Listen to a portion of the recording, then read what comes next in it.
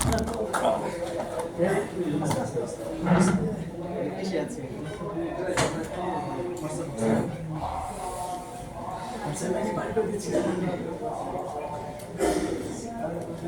তো 27 না?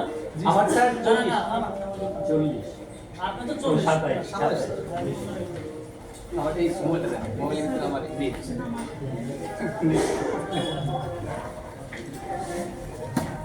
আসলে স্যার আমি মানসিক প্রিপারেশন যে আমি আধা ঘন্টা বলবো কিন্তু খুব খারাপ দিয়ে বলার কারণে আমি কিছু স্কিপ করতে হয়েছে আচ্ছা বের করে দেন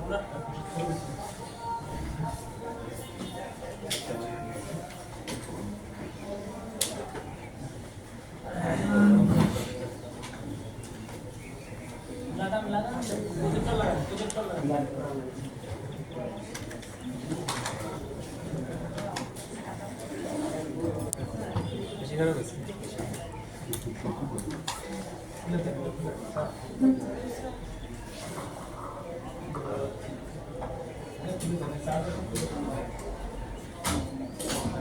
আসসালামু আলাইকুম।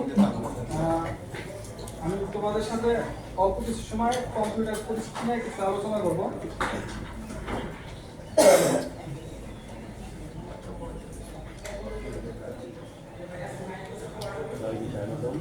সবাইকে স্বাগত।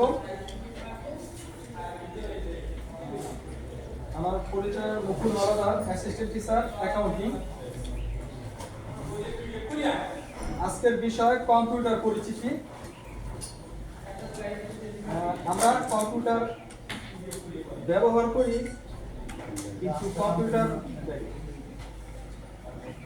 কম্পিউটার সম্পর্কে আমরা অনেক কিছুই জানি না। যেরকম কম্পিউটার বিভিন্ন ভিত্তিতে প্রকারভেদ হয়ে থাকে, যেরকম কার্যক্ষমতার উপর ভিত্তি করে, তারপরে উদ্দেশ্যের উপর ভিত্তি করে, তারপর আকারের উপর ভিত্তি করে। আর একটা ভিত্তি আছে, সেটা হয়েছিল জেনারেশন ভিত্তিতে। যেরকম বর্তমান 5 জেনারেশন চলতেছে এবং সামনে আরো 6 জেনারেশন আসবে। আকারের ভিত্তিতে হলো কম্পিউটার হয়েছিল সুপার কম্পিউটার, তারপর হয়েছিল micro computer, mini computer, personal computer. এগুলো হচ্ছে আকারের ভিত্তিতে।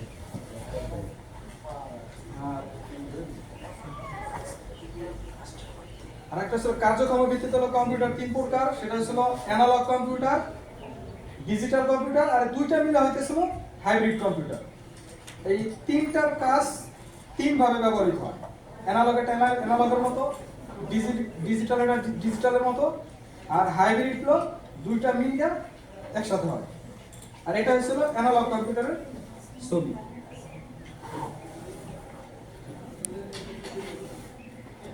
আর এটা হচ্ছিল সুপার কম্পিউটার।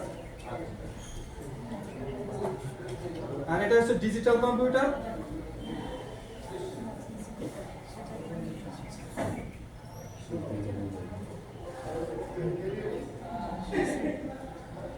আর উদ্দেশ্যের ভিত্তিতে কম্পিউটার হয়েছিল বিশেষ উদ্দেশ্য, আর হয়েছিল সাধারণ উদ্দেশ্য।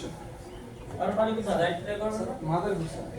মাদারে তো তো আপনার তো শুরু থেকে মাদারে বলতে আছে না? জি স্যার। আপনার তো 27 জি স্যার মুকুল হাওড়া